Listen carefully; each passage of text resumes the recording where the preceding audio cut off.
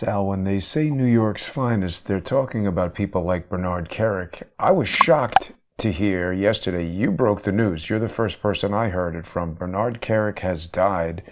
What do we know about this, Sal? He was pretty young, only 69. How are you today? I'm pretty good. It's just there's a lot of news, as you know. You just saw it breaking as it speaks. It's just like it's like a whirlwind, and the Bernie Kerik situation. I understood. It's not my business to put out other people's business. So he was not in a perfect health. He was fighting, we'll say, an illness. And even my friend, John McCarry, who, shout out to him. He today on the Finest Unfiltered, he brought up your old interview with him. It was great, and he gave you kudos. And he used to speak to Bernie Kerik at least, I'd say, every other week or so. And for a while, he just stopped. And I knew that he was going through something, but it's not, it's not in my liberty to make Right. other people. He had said he was, recovering from things, and unfortunately, he succumbed to the illness. And I'm going to say this, I've never said this publicly. When I was going through my investigation, if everyone remembers, January 5th and January 6th of 2021, I was in D.C. with Roger Stone. It's well documented. We were at a hotel. The morning of January 6th, Bernie Kerik walks out of the elevator, and it was this guy who filmed this. It was in a documentary or something. And very briefly, I chatted with him, and we talked like we just shooting a breeze. We're discussing the NYPD at that time, where there was riots all the time. And he said hello, and then he left. And he went to the Ellipse with, I believe Rudy Giuliani was with him as well. Came like very late because he walked by us too and just didn't say a word and kept going. So off of that, when I was interviewed by the NYPD, they gave me a list of people that I couldn't speak to. One of those people was Bernie Kerik. Why, They though? said, well, there's a picture of you with Bernie Kerik. You can't speak to him. I said, isn't he Why? a former police commissioner?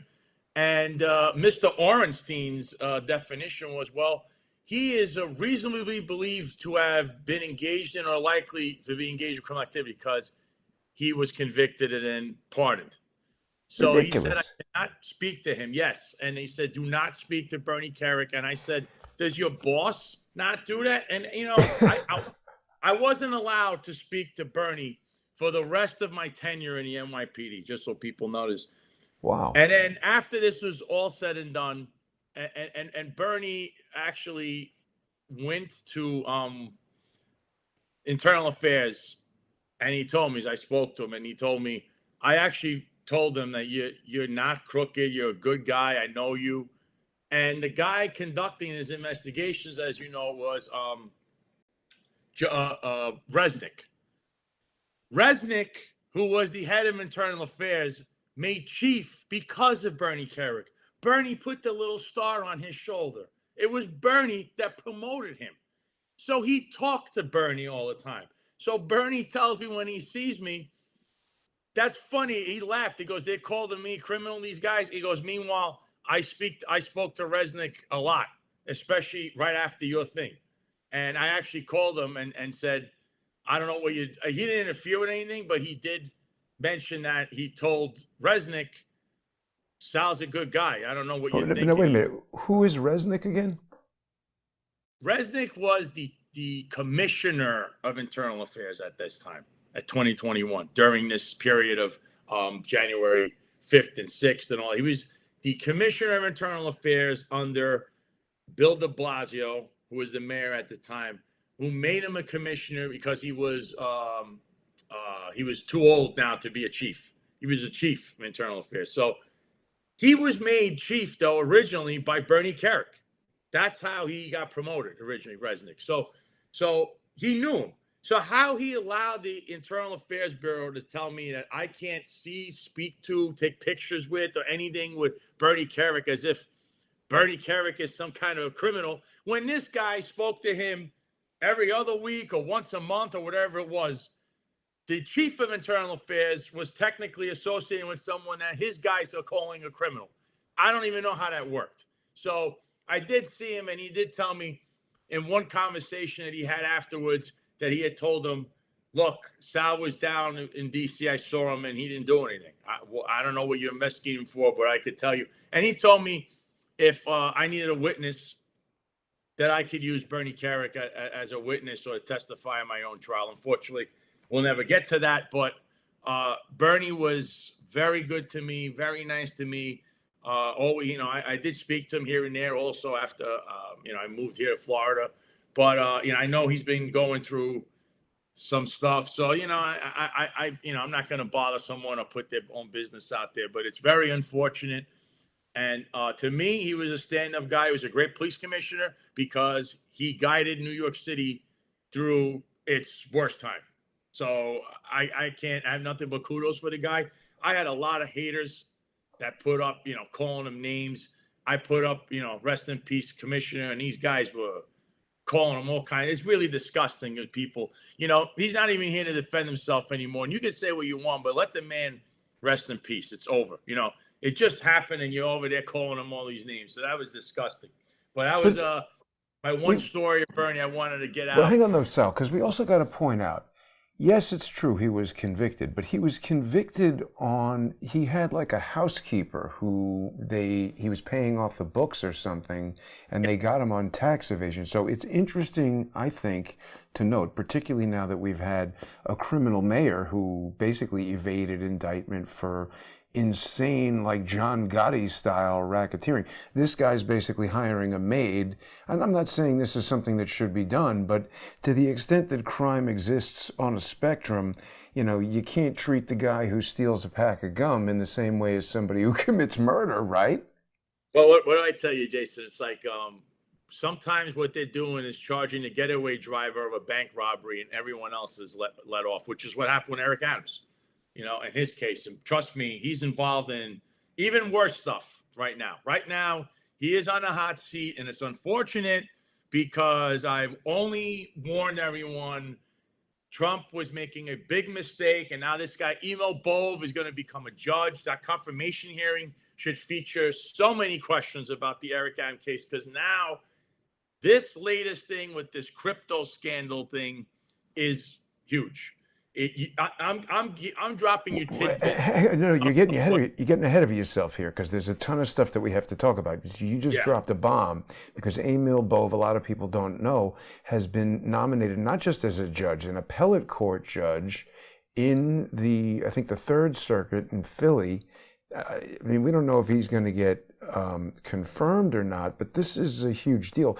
The other thing that you pointed out just before we got on air, and this relates because Trump is now saying he won't rule out pardoning Diddy. I'm sorry, Sal. I've been a little bit reluctant to blame Trump for the Eric Adams thing. I've said he's been possibly fooled. This would be indefensible if Trump were to pardon Diddy. What is he going to pardon? Charles Manson? How could he? Diddy is blowing up Kid Cudi's car. He's beating the crap out of Cassie. Why would he pardon him? I don't know. I might have to start calling him President Con Sofrito. Pete Diddy is Jimmy Rodriguez's pal. Maybe, I don't know. I'm telling you, once you become associated with Eric Adams, you go down it's like once you take that path, you become a Sith Lord in Star Wars, the dark path. What have I done? That's it. Remember, what have I done? That's kind of what happened.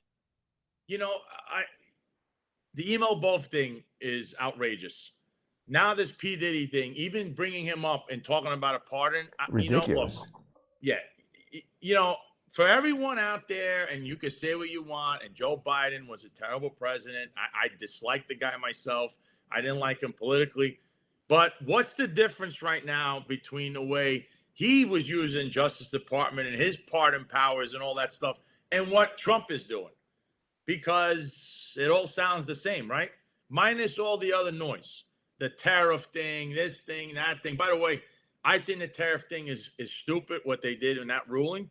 And then they flipped it back anyway because the president, he did use a law that it's designed for him to use the tariff to his advantage. So all of that was just posturing.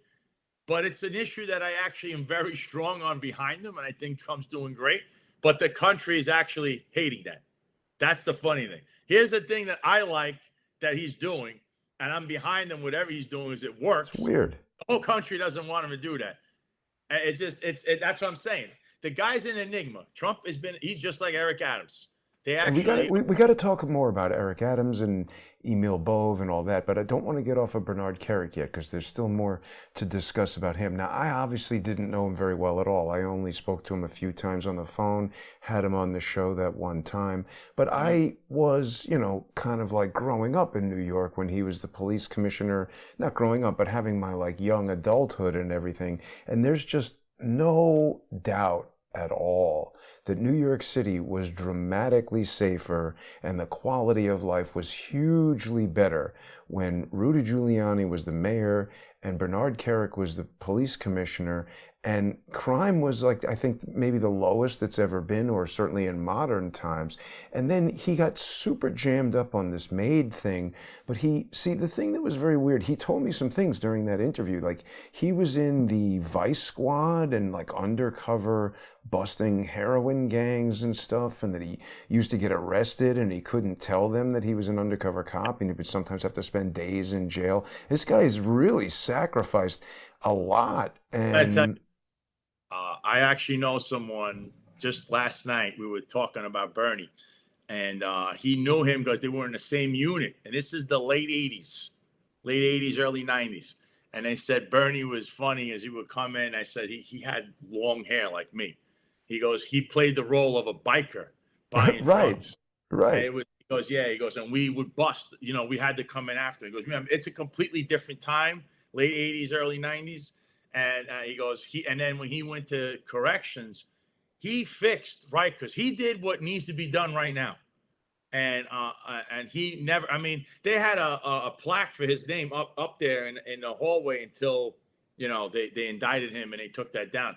But he actually fixed Rikers, which Rikers right now is now in receivership. It went from being perfect, like he fixed it, to now it's in receivership. That's the swing it did. The pendulum swung. Ray Kelly, who's regarded as the greatest police commissioner, I don't know about that. I think he was very good, and there's a lot of good things he did, but also there's a lot of lawsuits and stuff that are still lingering that New York City taxpayer are paying for, and still issues that linger from his regime. But he brought stability, kind of like Bernie brought stability. So the stability that Ray Kelly brought is what people like, because you knew he was the police commissioner. We knew his style. We knew what he wanted. So he brought 12 years of stability along with Bloomberg. But it was a continuation of those years at the end with Giuliani and Kerik. Because first he had Bratton, then Bratton ran for the hills. That guy's a snake. Then Safer, and then after Safer came Bernie Kerik. And Kerik at the end, of course, had to handle it was the worst moment in the history of New York City, 9/11. And even the guys I know that people that dealt directly with his chief of staff that day and stuff, and they said like it was very chaotic, but they were controlling everything from the police academy at that time, because everyone had to evacuate one police plaza. So Bernie was not in his office; he had to be in police academy. And he was getting all his info for people on the ground. And remember, eventually they walked down and you see all that stuff. They had the stupid masks on because at that time, nobody knew how bad that was on that scene. So, that's the how toxic waste, you mean, the chemicals and everything. And I remember you watched. Wait a minute. Was his illness to do with that exposure to that stuff? Well, I wonder, because he was down there. I wonder if he ever had any illnesses from 9/11. And a lot of first responders have. It's a big problem now, firefighters and cops. They have cancer. They don't know about it. Weird cancers that they've never seen before and stuff. There's footage of him going down there as this whole thing is still like there's fire burning. And I remember seeing, I think Rudy had his mask on briefly, and then he takes it off. He starts talking to people, and Bernie's right in the middle, like right behind them. And they're both, and everyone that works with them, their staff, they're right in the middle of this. You got to understand that has a lingering effect on your body.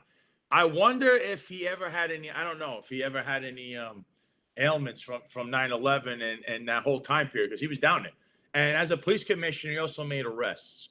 He's not Eddie Caban partying till the break of dawn. He was making arrests as the police commissioner, which is that's crazy. But he was a go-getter. He was a worker, and he also remembered all the little people. He remembered people on the job. He had great stories. And Eric Adams yesterday said he visited the hospital. My friend of 30 years. I could tell you, he didn't like Eric Adams at all. Of course not. There's no way. No, no. He was a police commissioner, and he told that I know what happened. Eric thinks he's slick. I mean, I've never seen a guy like this. He's just a criminal. He is a criminal. The guy should not be in office right now. He should have been getting sentenced. But now look what you got. You got this whole crypto thing, which is, something. Sometimes karma comes around and it eats you alive. You think you get away with something, and then immediately after, something even bigger is up in your plate and says, I got you here. You're not going anywhere. You're going down for some kind of criminal act. And we have criminality here, boy. And I can tell you, though, Bernie, with Eric, Eric was a rabble rouser. He talked a lot of smack about Bernie. And then Bernie finally caught up to him, actually. Bernie saw him, and that's when they had there's a story about that Bernie caught up to him after this whole thing where he goes in front of cameras and he's talking a lot of smack about Bernie and the New York State Police Department. That's who Eric is. He's a rabble rouser. That's what he was doing. It was his run-up to becoming a politician. So there was no... You're being generous. You're being generous calling him a rabble rouser, because he's like a mini Diddy. But wait a minute, because this crypto thing is a big deal. I don't know if a lot of people heard about this, but there was some kind of tourist or something who was kidnapped and tortured for days to get his crypto passwords or something like that. Now they're saying that the person who dropped him off was a detective who is on Eric Adams' security detail. What's going on with this, Sal? I'm telling you, right now they're withholding things. Even I'm withholding things. There's more people involved in this than they're even telling you. There's more NYPD personnel, also retired personnel, involved in this, okay? And you're just scraping the surface. And if you look at what I put up, that's the thread you need to pull on to start. The original, I just put it up there. Let's see. There it is. That's what you need to pull on this whole thread here. Read this out. Look at what it posted, and you'll see. This right here already begins the crumbs. There's crumbs here to start working with. Yeah. Because Brock Pierce is a bad guy. He was tied to that Den, which is the digital entertainment network where there was allegations of sexual abuse. And I mean, all these guys are in these kind of Epstein style, like, what the hell is going on? And then I just saw for the first time, we were looking at Bernard Kerik. We got one duplicitous scumbag in this photo right here, who is often seen with, what's his name, Epstein. What the hell is Dershowitz doing with Bernie Kerik back here? I believe at this time Dershowitz was either representing Trump for something, or he would join like a legal advisor or something to counsel. Not that it mattered, because Boris Epstein runs everything, and that guy has no legal case he ever handled himself, but somehow he's in the middle of all of it. Yeah. He's in the middle of everything somehow. Boris Epstein, people still, he is like Jimmy Rodriguez, the man we don't name or write about or anything, yet they're involved they're hanging around everybody always, and things happen around them, and everyone just wants to ignore it.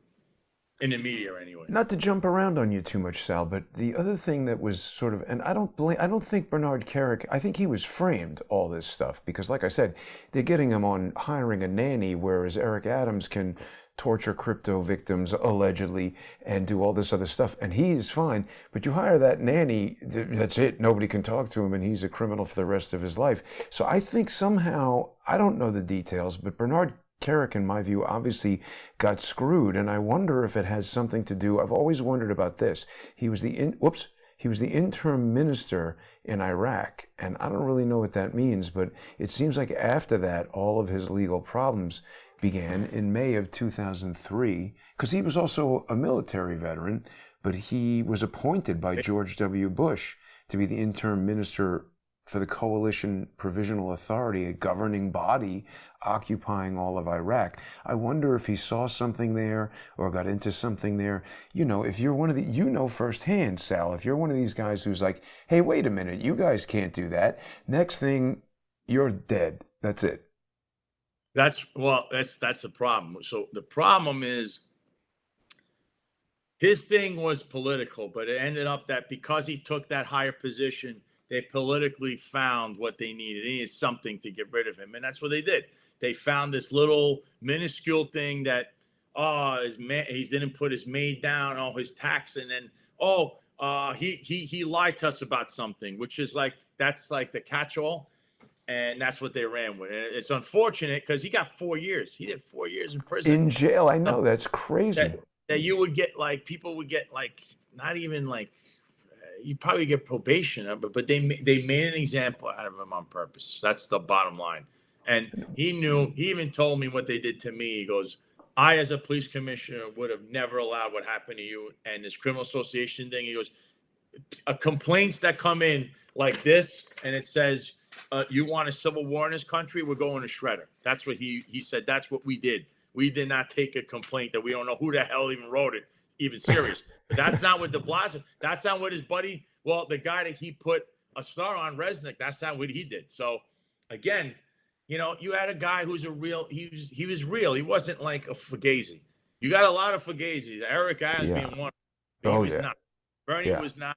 And he was targeted because the minute he was going to take that position, someone there said, and they used whatever they could get and used it in a political sense to get rid of him, not only in a criminal sense, but politically. We don't want him taking that position. For whatever reason, they felt threatened. And there's a mystery there. I'd love to find out. Now, one last thing about Rikers, and this has nothing to do with Bernard Kerik, way before his time. I wonder if you even know about this. It's a little bit of an obscure story, but you know, sometime in the 60s, Salvador Dali went to Rikers Island to, you know, just like do a painting or some kind of thing for, you know, calm down the criminals in there. And then there was this whole scandal where the painting was stolen and there was a fake Salvador Dali. They replaced it with a fake one. This is a crazy story. Have you ever heard about this, Sal? No, I know the name though. I know the name. Yeah, well, Dali is a famous artist. He used to hang out with this ocelot, which is this weird cat. But he made this painting, and it was hanging there, and then they realized, you know, hey, wait a minute, somebody faked the painting and stole the real painting. I got to get back into that story. I wonder if they ever found the original. Maybe Serena knows about that story. Serena right now, her head must be spinning after what she just saw that I posted with that crypto thing. Remember. Well, tell us about that. Tell us more about that. You need to pull this up, and we need to read this, and you got to show this the audience because it's very important. Because you see, when it mentions William Duplessis, he was a partner in an early crypto company called Block Science. I can't read it. I'm on the screen, but it says Science Blockchain. Oh, Blockchain. Sorry. Yeah. Whose partner founder was Brock Pierce. And who's Brock Pierce? He's the guy that you just mentioned. He's involved in a lot of stuff. His name is everywhere. And by the way, he was at the inauguration. He was at the ball, and he was chumming up to who? Eric Adams' people. There's a guy, I don't know. He's a Jewish guy. I don't know exactly what his role is with Eric. I think he's the, not even telecommunications. He does his like mayor office video. He's in charge of doing pictures for him. He's in a lot of pictures with this guy, Pierce. So they were hanging out that day because Brock Pierce is a prolific donor and friend to Eric Adams before anything else, because he is the crypto king, essentially, of America, this guy. And all of a sudden, this is it, Digital Entertainment Network. He retired from acting at age 16 and joined as a minor partner with Mark Collins. See, this Digital Entertainment Network, it was supposed to be like an early streaming thing, but they had this house where, gay teenagers. This was a whole big thing with a weird bunch of stuff going on.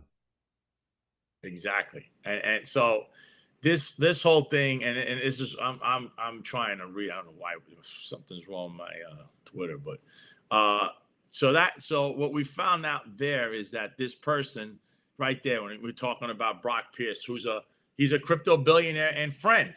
He's a friend of William Duplessis. Okay, why do we know that? Because those two started that in this company, Science Blockchain. They're friends. They know each other. They're business partners. So he's also the prolific fundraiser to Eric Adams. Of course, William was indicted on Wednesday for his role in this whole crypto torture, kidnapping plot, whatever the craziness, okay, that occurred in Soho. We don't know the address yet, but I'm working on all of whatever's going on there.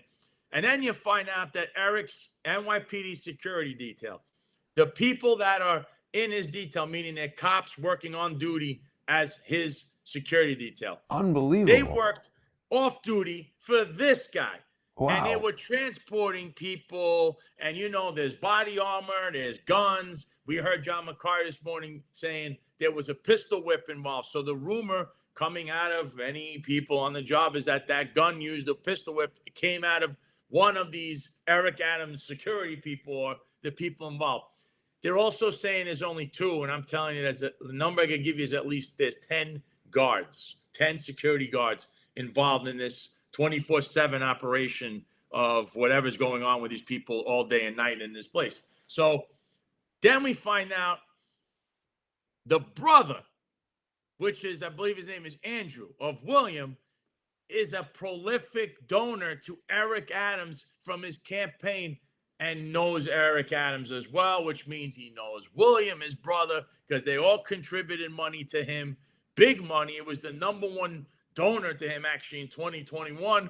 And of course, there's Eric pictured with who? Brock Pierce, because I told you that's like one of his BFFs. And this whole thing stinks, and we're only scratching the surface. And again, Brock Pierce has now entrenched himself into the MAGA circus. Wow. That's Eric Adams with Brock.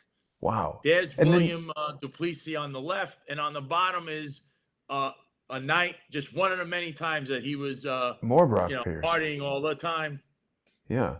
Now here looks like a guy with a yarmulke. Is this the Jewish guy you were talking about? I'm Jewish, so I'm not focusing on the fact that he's Jewish, but it's interesting because Oren Levi. I don't know this guy's name because he blocked me on. I don't even know who he is. I just saw that he blocked me on X. But this guy is his photographer or something. And the inauguration, I remember because he was in a picture where when Eric briefly or whatever ran into Roger and they took this picture with Roger and Eric, that guy's in that picture trying to pull Eric Adams away from Roger. I remember seeing that there was a guy there. That's the same guy pictured with Brock.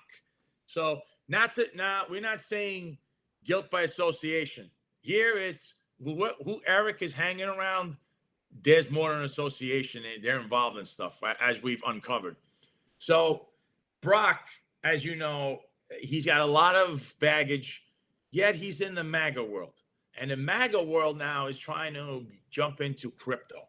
Where was Eric Adams the other day as this all went down? He was in Vegas. Well, yeah. What's he doing in Vegas? What the hell is he doing there? He was at a crypto meeting, which then became a fundraiser for him. So again, he's entrenched in this crowd. Trump has wanted to get into this crowd. And now, here we go. Email Bove, you could start to connect the dots of where this leads and how easy it is to drag the president, who's now talking about pardoning his buddy, that serial, I don't know, baby oil, whatever he's doing, that serial womanizer or sex offender, whatever you want to call him, P. Diddy. Okay, this is starting to sound and look not like what America voted for. Right. I understand the policies, blah, blah, blah, all of that is great. But as far as the human being goes, some people have Trump down as the Messiah. And I told people, hold your horses, because no matter who you are, you're going to get judged eventually on your actions. Buddying up to him made no sense. And there had to be something there. And then we start hearing about Steve Witkoff, another guy. So we start to see these what's wrong with Steve Witkoff? I thought he's good. He's talking to Russia, isn't he? He's real good. He's the guy that he brought Eric Adams to his golf course in Florida. Another guy was pushing for him. A real estate guy. I wonder why. I don't know how this guy became now he's negotiating things. The guy is a real estate guy. He had no government experience. So I'm like, okay, I guess this guy's now the Jewish envoy for Israel. But if things go wrong, then what do you do? Because now he pissed those guys off too. Because he's not a negotiator. He's a real estate guy. Trump puts these people around him. I don't know. after 12 years, I'm just like, I've had enough of all this madness. You want a common sense guy who's just do the job and do it without all these bags and all this craziness around you. But So what are this you is who saying? he is. Is it Sal Greco 2028? Yeah, I don't know. You don't want me. I don't want any part of this because I don't want to deal with what you have to deal with here. It's bad people. Sometimes you have to do business with them no matter what, like senators and congressmen. And look, all they're doing is Trump's got until January of 29, and he's gone. He's gone forever. If they can somehow halt things, drag their feet, they'll get to the finish line. He'll be very strong foreign. Why? Because the John Gotti Act that he pulls works with Qatar, works with Saudi Arabia, works with Russia. They've never seen that. You think if a John Gotti type today showed up to Russia, that's who Putin actually will respect. A gangster. If you act like it, you'll get your foreign policy through because they're terrified. Because even though he's not going to do what he says, because he's always flip-flopping on everything, Trump, that act works. Because what are they going to do? They hear him and they say, you know what? He might do what he says. And even that might should scare you because it's still the most powerful nation in the world. But he won't. He just, like they making fun of him. They call him Taco on Wall Street and he gets all upset. See, Yeah. You make fun of him and he has like the thinnest skin of all time. And I don't get it, but whatever. But that act works foreign, but it will not work in this country because we already know the whole braggadocious mafioso act is like, okay, well, we'll just lawfare you to death. Wait till you're going to leave your term, and then you're gone, and we get the next guy. They're in control. And the only way you get rid of this is you need to go in and fire everybody in D.C. Everybody. Have no mercy. But they're not even letting him do that. They have all the judges stopping him from doing that. And now, of course, because they have a plan. They're teaching you a lesson saying, who the hell do you think you are coming into this when you act a certain way, you talk a certain way, and that's not how we do things here. You need to do business, meaning me and you, we need to do business. And that's not what and I understand they went after him, but again, he was there 8 years ago and you saw that win. So you make enemies left and right, and then you never try to, okay, I got to give you something for me to get something. That's kind of how the way our system operated for a long time. But then it's slowly going down this corrupt alley that you're seeing, and now it's just a free-for-all. But I know to step into this, you need to be willing to clean house.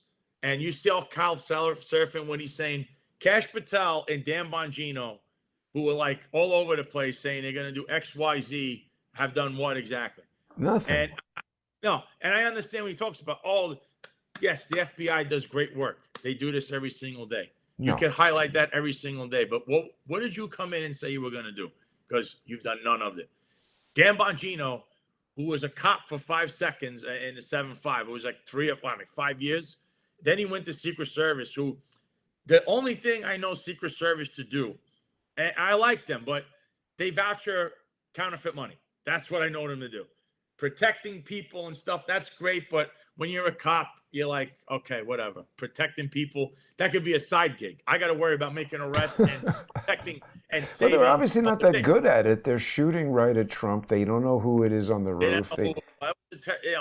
They've had a lot of nightmares, a lot of mishaps out there. But I'm just saying, when we look at this and what I'm saying, are you really?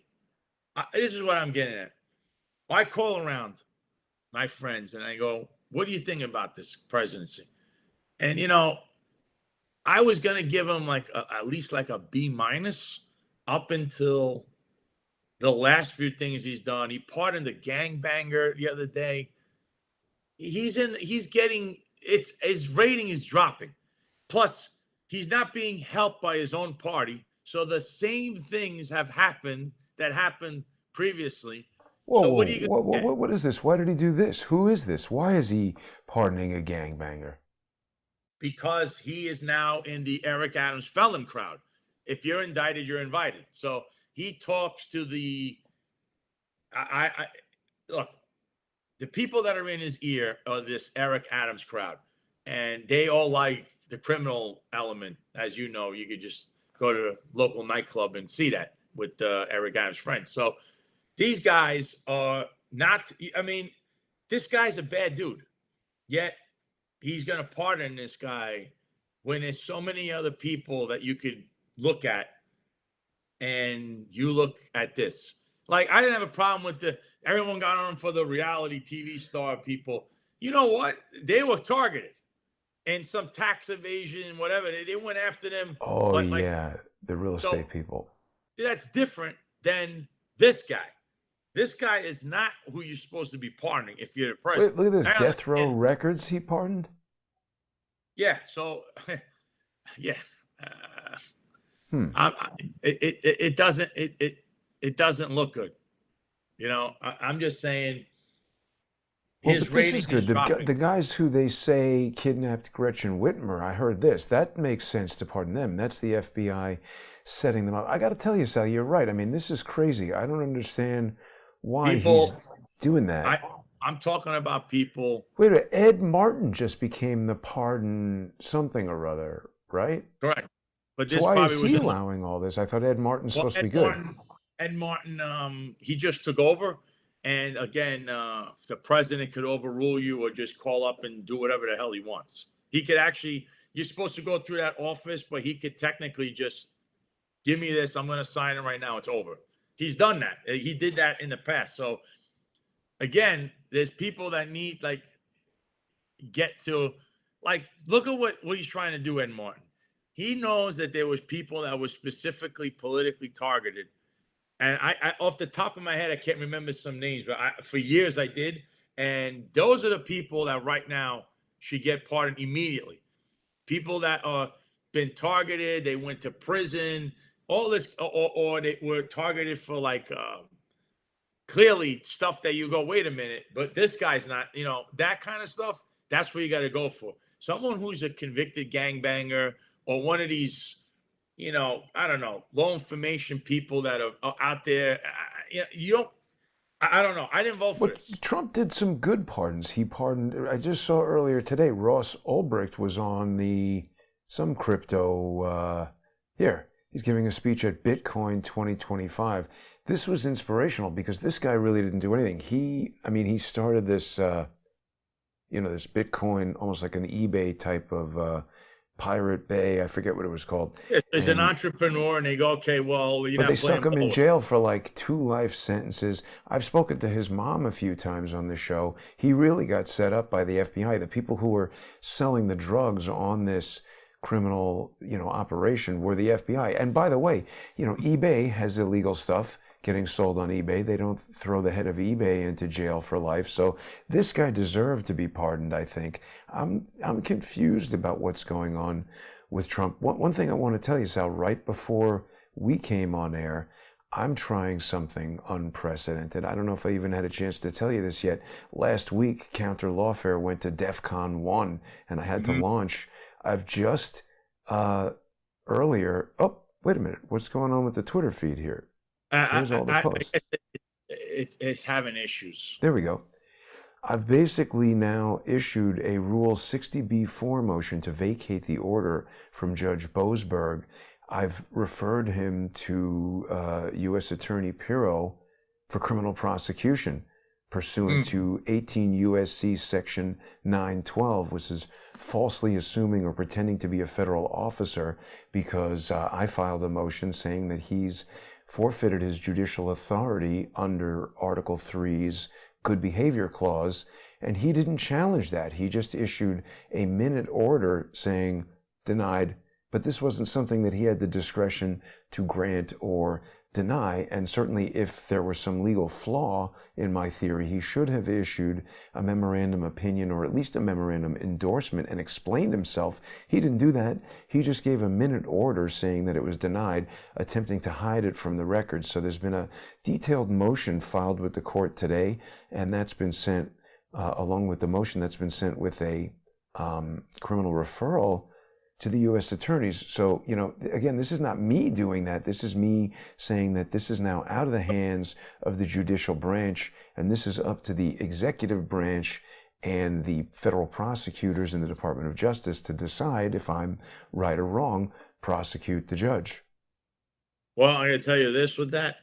Janine Pirro, who now there's someone who's an excellent appointee, but I don't know. I wish she wasn't in D.C., maybe Southern District, Eastern District in New York, but she's in D.C., and there's somebody that, she was a great prosecutor and a defense lawyer. She's, judge. She's been all over the place. She's like, I don't know how far this kind of stuff will go, but this guy's in direct violation of a lot. But there's a lot of those judges in D.C. Like, you're filing things. Look at the other cases. You'll see. And this is a big thing with me. Another thing is, I don't know how a stupid judge, just like they did with the tariff ruling, injunction nationwide. That guy did it country. He did it global with the tariff thing. But you're like, who are you? You're just a judge. No one elected you. What is the rule? You say, okay, and then this goes back, and then you decide from there what to do. There's got to be hearings. There's got to be trials. We don't have that. A judge decides, well, today, nationwide injunction.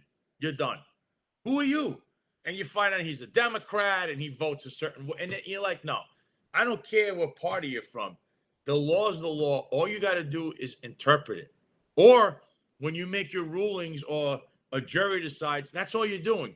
You're not throwing your feelings into it, which is what they're trying to do is to litigate from the bench. See, this is interesting. Yes. This case where I am challenging Boasberg, it's interesting because it's spilled over, as you said, into another case. So now, I pointed out all these defects originally with the case where I'm saying that, the plaintiff is a nonprofit and it's violating nonprofit law, so that disqualifies it to even be a plaintiff.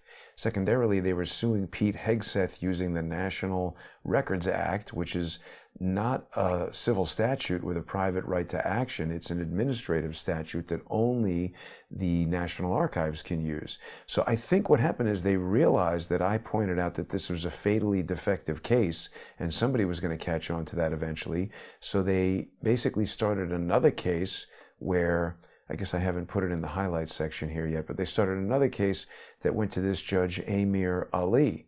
And they brought in an individual plaintiff, Mark Zaid, another attorney, to try to cure that. But, he's doing the same stuff. I'm calling him the Egyptian-Canadian Crown agent, Amir Ali. He's doing the same things. See, he's saying that my request for leave to file is under review. My amicus briefs are not allowed to be filed, but according to him, because I'm a non-party.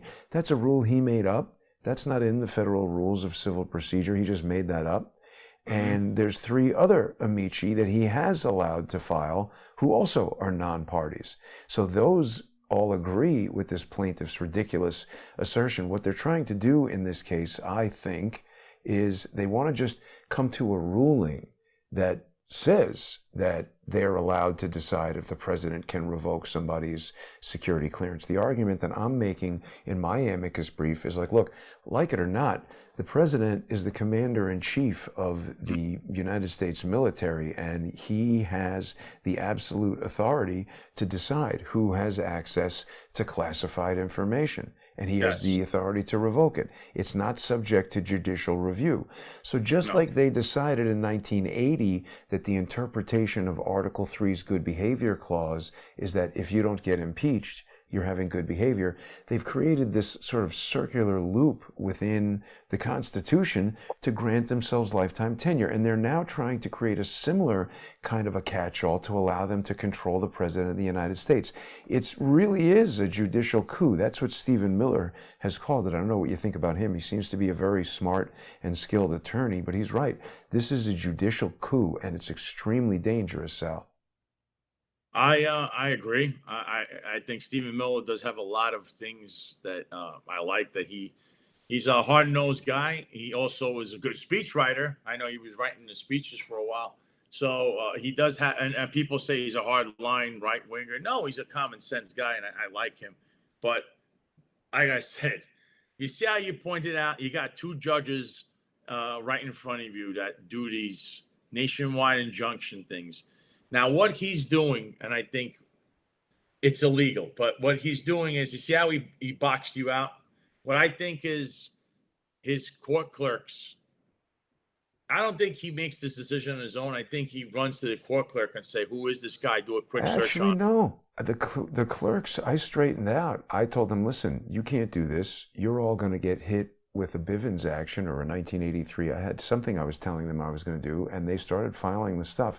Remember, in that first case with Boasberg, after he sort of, took my motions and put them in the desk drawer, I did a 59E, a motion for reconsideration, telling him that he had made this error, and he corrected it. I just haven't gotten around to filing one of those with Amir Ali yet, but it's basically set a precedent that you can't do this, and it's already been shown. There is some evidence here that there's coordination between these dockets, because what I'm pointing out is that by suppressing my amicus filings while allowing other amici to come in there, the guy is exercising viewpoint discrimination, which was a decision that came up in another Boasberg case about Black Lives Matter wanted to paint F the police on the street and all this, and they were allowed to do that in Washington, D.C. And then this guy, I think his name is Gertie, a preacher, has a charity where he's saying that the abortion industry is disproportionately targeting black unborn babies. So he wanted to paint unborn Black Lives Matter or something like that, and they arrested him. So Boasberg decided that's fine, and then the appellate court overturned it. So that now becomes precedent that you can't use this kind of viewpoint discrimination, but yet Amir Ali, he's doing it. He's doing it to me. So these judges are criminals. They're rogues. We see what they do to guys like the commissioner, who, by all measures, seems to be one of the best police commissioners we've ever had. But, he hires a nanny and they stick him in jail for 4 years. They tell you can't talk to Roger Stone, but we're going to go hang out and torture crypto people and do whatever, kind of gangster type of stuff. It's insane. Yeah. Again, this stuff, what you're like scraping the surface of what DC has been forever. You don't have enough time in office to try to fix that. But those guys in the judicial branch, a couple of those people, like I said, their attitude is, you don't want to work with us. And judicial, you don't elect. Those guys, those judges are either appointed, they're put there, they're there for years. And like I said, the rulings should just be rulings, and then that's it. And then there's hearings to keep moving forward. You have to take other steps. They're taking a step of saying, we're going to put an injunction. Again, I see this over and over again, and they do it all over the country, and they go to their people.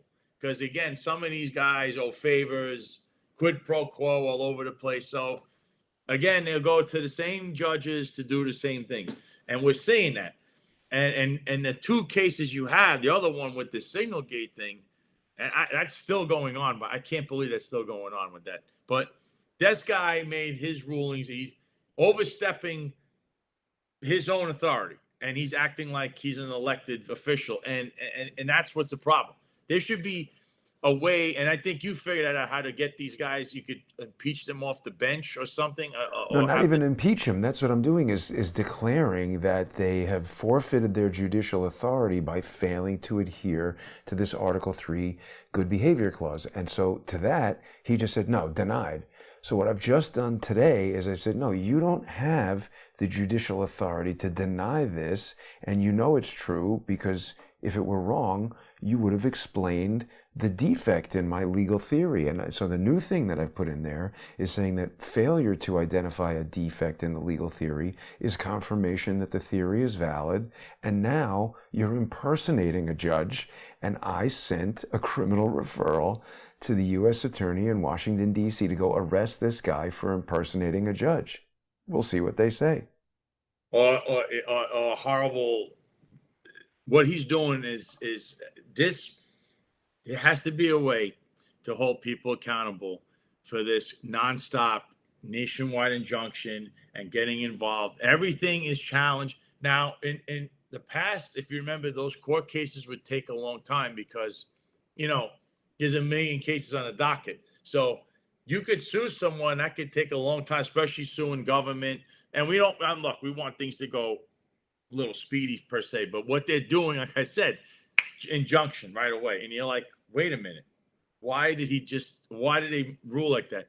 Well, they enjoin whoever they want and then not enjoin, like Norm Eisen can violate nonprofit law. He can do whatever he wants. He doesn't get enjoined. Like this guy who was suing me for 8 years, he was harassing my parents. Nobody would stop him. I sued Ben Wittes and somebody else who I'm still not allowed to talk about one time, and I've been enjoined forever from ever suing them again. How does that work?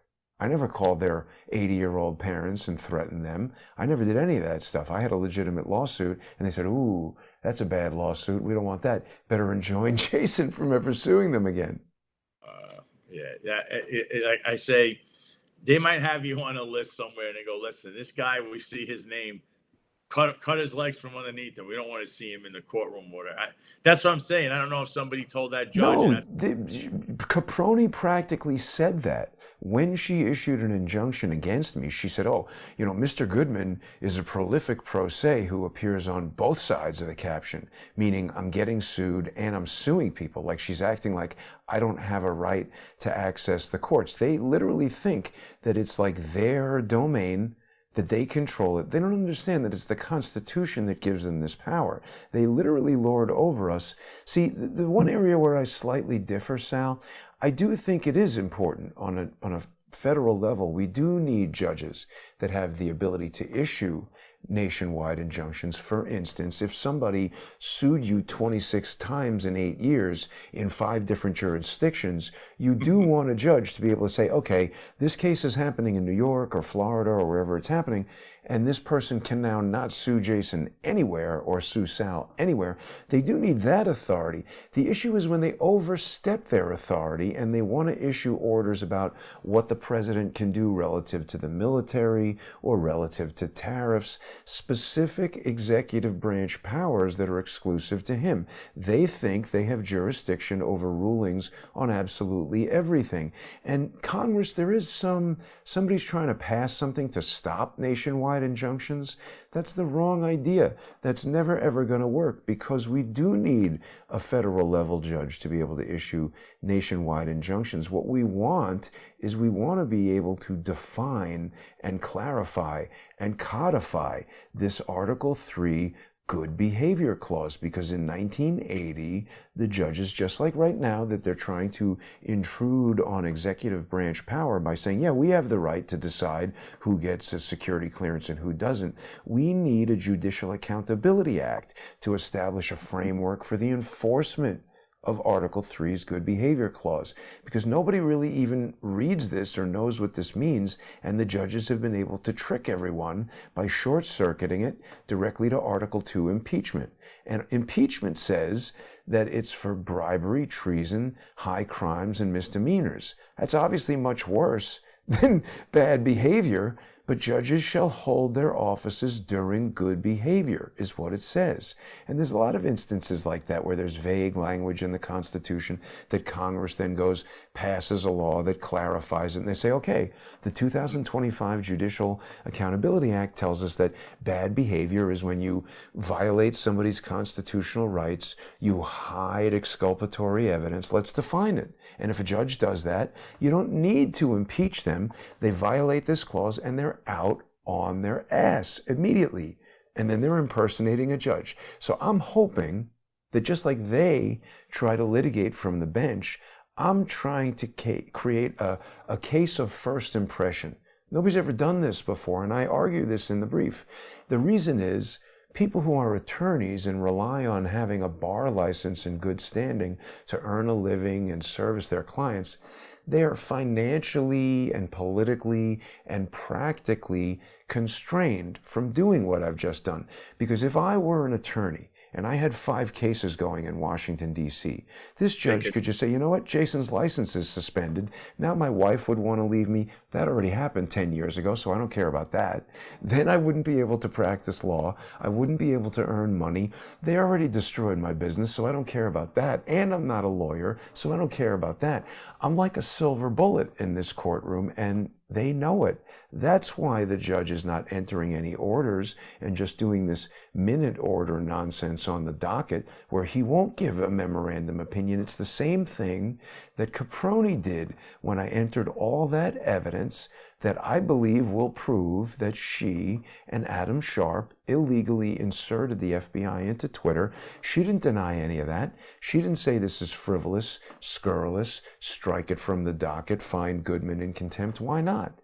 I believe the answer is because it was all true. So they don't want to engage with that material because, just like my Superman doctrine of law that I also introduced to deal with our buddy Boasberg, this is like kryptonite, and he just can't face it. So he's got to run from it. It's like Superman facing kryptonite. It just nullifies his abilities, and he can't do anything. That's a good picture, by the way. I love that movie. You're making Boasberg look like Superman. He's anything but that. Terrible. Well, I'm Lex Luthor in this picture, but the analogy is apt. His powers are just completely removed by this. He has no ability to adjudicate this, and now I've put it in the hands of the executive branch. Let them decide. Go back to that picture. You got to flip it around. He's Lex Luthor. He's bald. You're got to be Superman. Well, it's true, but I'm the one who's holding the kryptonite in this. Yeah. It's not a perfect analogy. But listen, Sal, it's been a great show here, and we've reached the end of our hour. There's so much more to discuss. Tell everybody where they can see you. People are going to want to subscribe to all of your channels, follow you on X at the Sal Greco. Everybody can see you all over the place. You're on the finest unfiltered podcast. People can get to that on YouTube. Where should people go?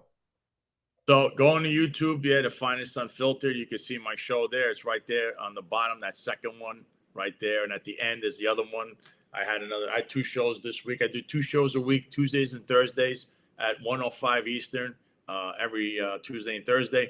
I also have my YouTube channel, which is the Sal Greco segments, where you'll see segments from the show that maybe you missed or you haven't seen the whole show. And then that little segment, you go, wait a minute, these are things I should know about. Kind of like the criminal association video, which I think people should watch, which involves a friend of Letitia James, the mob associate, everybody. He will go unnamed because the media refused. Apparently, he's the Puerto Rican John Gotti or something. We can't talk about. And they refuse to report anything this Skell does. And if you go to salgreco.com, if you feel inclined also to support me in my obviously all my work that I'm doing this is a lot of work. You could hit the donation button there. You could also catch up on old episodes. I'm on Rumble. Again, I give you the YouTube channels. On X, I'm streaming live as well. So you go to the Sal Greco on X, and you'll go either into highlights or the pinned tweet usually is the show, one of the shows I just did. So you can watch it on there. And also check out my buddies at Finest Unfiltered, John Macari, Eric Dim, Marlon Bethel. They all use their own names, but at the Finest Cast would work. So you go on that X account, and you could see everything also there, and you can check out all the other shows. I'm also on Instagram at the Sal Greco, and on there, some of these videos are up there, and some videos do better there than they do on YouTube. I never understood that. I'm also on TikTok, the Sal Greco Show, and again, some things do well there that don't do well on YouTube, but do great on Instagram. And it's just one big thing, and all we're trying to do is get the message across. I'm not Benny Johnson or DC Drano making millions, parroting talking points. I'm just an honest guy trying to inform the people. And it hurts to see people when they write stupid things about someone who just passed away. And you're like, just no decorum, no feelings. And let us hope when their day comes that they get extended the same courtesy from everybody if they have any skeletons or anything in their closet on the day that they pass away. And people comment like that. So just no class, a lot of low information people. But hey, I'm here. You're here to inform people. So again, your work, Jason, like I said, a lot of people say you're hot-headed, you have conspiracies. But again, I point out to everyone, those little conspiracies you think Jason has, boom, he's got the Boasberg thing. Boom, he pulled out the thing with Social Security, Letitia James. The Tom Tillis thing, which, somebody's trying to credit themselves right now that they found it. No, they didn't. They read your article. So again, these are things that are very important. Jason works very hard. Say what you want about him. He leaves his evidence on the table. You guys can decide out there whether you think he's a conspiracy theorist or telling the truth. But I think that he does have some real gems hidden in what he says. So people should continue to watch Crowdsource the Truth. I know myself and the Finest Unfiltered highly endorse Jason's work. So again, everyone should follow Jason here and keep watching Crowdsource the Truth. Thank you. And I think we should leave with a message of respect to the commissioner. I was really shocked to learn of his death. And I think that he was set up. I don't think he was, everybody who's saying whatever kind of bad things about him. I think this is a guy who got set up because he was too powerful. He could have been mayor. He could have, in a different timeline, gone on to much higher office. And it's a real tragedy that he's died. So thanks